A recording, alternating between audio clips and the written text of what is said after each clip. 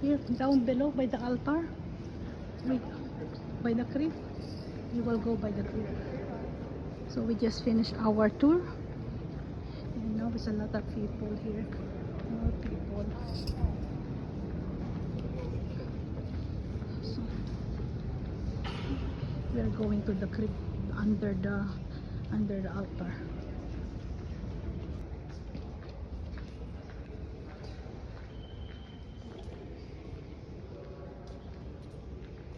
Oh, that's so beautiful. Beside the altar, this one. And there's the crypt.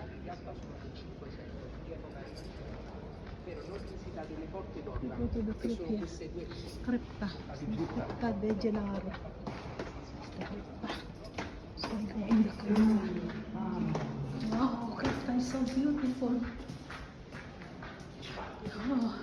Oh, sa ilalim to ng altar. This is under the altar. The crypta.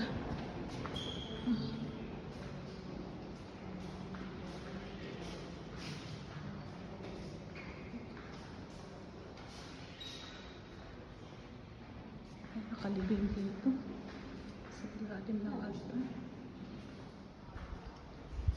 Hindi na nakalibing dyan. Importanteng tao. This is the Pope, huh? Alfonso. It's the altar. Down below in the crypta. So, tingnan nyo yung crypta. Oh, look. Ceiling. As you see, there's Jesus. Look, that is Jesus. So this is Jesus. Kainin siya. Yung mga nasa kanto. Here, wow, it's all marble.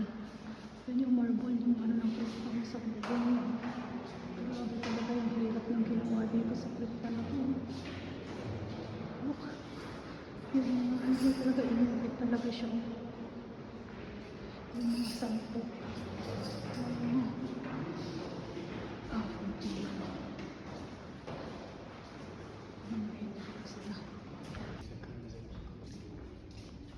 Look at this beautiful. Anong mga Mary is there? Look. Nasa taas na. Marble lahat talaga sila. Pati mga sahig dito sa crypta. Tingnan nyo. Marble.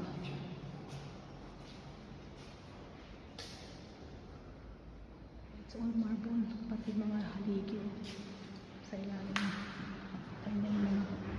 Yung mga sahig na marble. Lupit.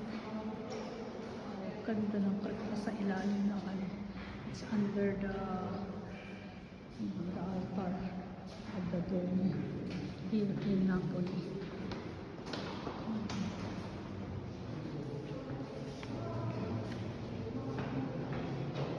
Bakit na? At mga taanaan dito na nakalibing si Beatrice at saka si Ferdinand. So, going out the crypta.